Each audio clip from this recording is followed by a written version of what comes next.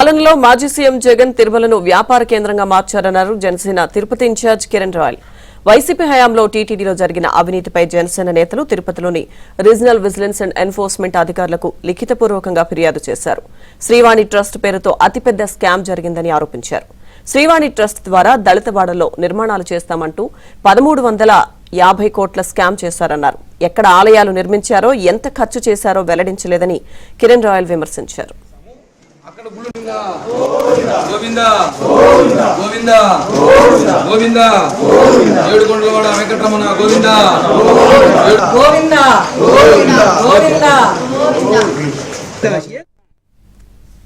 Srivani trust లో జరిగిన కుంభకోణంపై vigilance అధికారులు సమగ్ర దర్యాప్తు చేయాలన్నారు కిరణ్ రాయల్. అంతేకాకుండా 2019 నుంచి 2024 వరకు మంత్రులకు ఎన్ని సేవా టికెట్లు ఇచ్చారన్న విషయాన్ని బహిరంగపరచాలని డిమాండ్ చేశారు. టీటీడీలో జరిగిన అనేక అవినీతి అక్రమాలపై విచారణ చేసి బాధ్యులను అరెస్ట్ చేసి జైలుకు పంపాలన్నారు కిరణ్ రాయల్.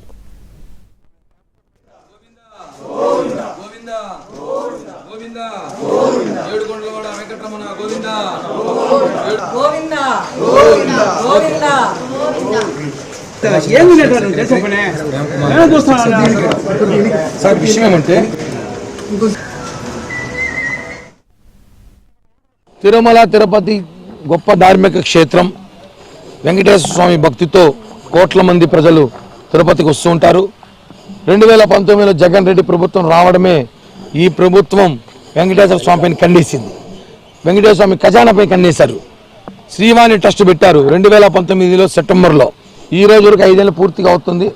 ఈ శ్రీవాణి ట్రస్ట్ పెట్టి ఇప్పటికీ 1350 కోట్లు వసూలు చేశారు.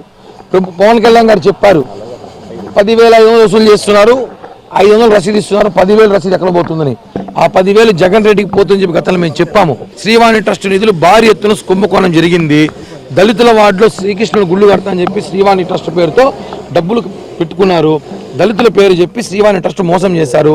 అలాగే గత ప్రభుత్వంలో ఉన్న మంత్రులు రోజుకి 6 లేదా 12 దర్శనాలు ఇస్తారు, ఆనవాయితీ తీసుకుంటారు, వాళ్ళ పవర్లో ఉన్నారు కాబట్టి.